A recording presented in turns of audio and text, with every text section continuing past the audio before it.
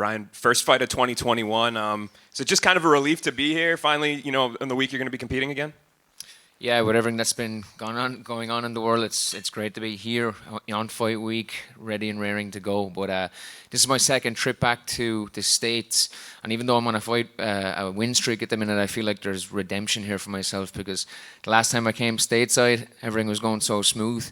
But I ended up breaking my two hands in that fight and ended up losing a decision. It's one that I still think should have been a draw.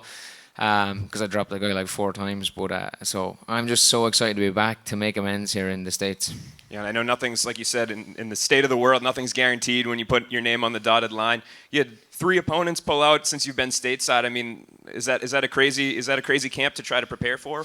Yeah, when you look at the stylistic approach of my scheduled opponent in Scoggins, it's very different than the man I'm fighting on Saturday. But I came here to fight. This is not my first time fighting someone on short notice, but I will tell you that I've never been more prepared in my life. So you could put anybody in on Saturday night. You could take the champ and put him there on Saturday night, and I'm going to go through him. And that level of preparation, I mean, did you make changes? Was there tweaks? Like, what do you attribute having such a great camp to? The preparation, the diligence, the determination that I came into this camp with. I put it on a different level. My sparring partners were amazing, but I had to get a fresh man every round for this one.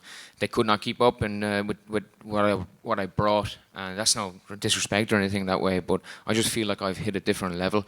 So like I said, it doesn't matter here on Saturday night. It's Brian Moore that's performing, and other than that, I don't really care.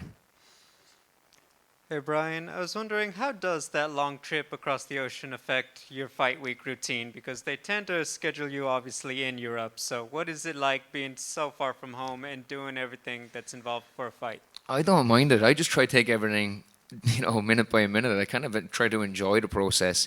I've got a very busy and extremely lucky, grateful life, but it's 24/7, go, go, go. So it was nice to look at 2 movies on the flight on the way over, that kind of way. But the only thing that affected my preparations I got here is as I landed in the hotel, I found out that my opponent had pulled out. So, then I just started kind of trying to get a fight sorted. But once that was done, then I was sleeping nice and good food and all. So we're all good. What movies did you watch on the flight? I watched Talladega Nights, which I haven't seen in a long time, but it's a classic. It's so good. I forgot how good it was. And I actually watched a Tiger Woods documentary too. I like my golf. There you go, Ricky Bobby. Another question going to be the first time with a lot of fans in attendance here in the United States. Just what are your thoughts on knowing you're going to have that crowd and the noise and the energy when you compete this Saturday?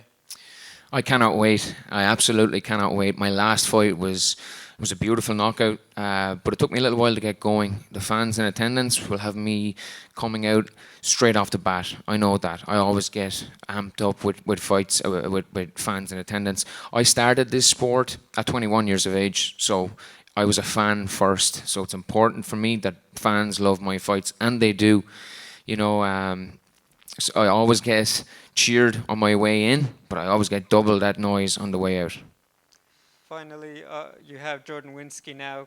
From what you've seen in the short time, just what are your thoughts on his game and what he brings as an opponent? Jordan is well-rounded. He comes in with a good record, has beaten good guys. I shook his hand earlier on. I said, you have my respect for stepping on short notice. It's not for everybody. I've done it plenty of times myself. But I said, we're going to go at it on Saturday night nonetheless. But I respect the man. I think he has a good skill set, and I'm excited to put my skill set against his. I'm going to change the subject a little bit here. I've been asking all the fighters about the big sports news right now is about Simone Biles withdrawing from the Olympics due to mental health issues. I'm curious if you know about that and if you've ever experienced that, or what you think as a professional athlete withdrawing from competition, especially something as big as the Olympics, due to mental health issues. Yeah, it's an absolute. It's a shame, but it's also a pandemic in itself. Mental health issues, you know what I mean, and I think it's something that should be looked at a lot closer, not just in sports, but in every sector. But as competitors, we I suppose we can try and put on a brave face, but often it's not the truth. You know what I mean, and. I think everybody, to a certain extent, will struggle, and I suppose just by opening up and being honest will help a long way. Thank you. Brian, you mentioned earlier breaking both of your hands. How does that affect your approach and your focus coming into this fight? My boxing has become so much neater, as you'll see, as you've noticed. I'm far more accurate, but I've got more power than all these guys. But the reason being is when you're casted up for 4 months at a time, and then I was casted up again after re-breaking, you know, you put a lot of attention into the accuracy of your shots, and that's why I'm dropping these guys so often. While before I was swinging, you know what I mean? But now it's a lot more accurate, and you know the preparation that I put in is always so focused. And you know, I wanted to make sure that never happens again. So I became as neat and as efficient a striker as I possibly could be. All right. Thanks for the time, Brian. Good luck on Saturday. Thank you.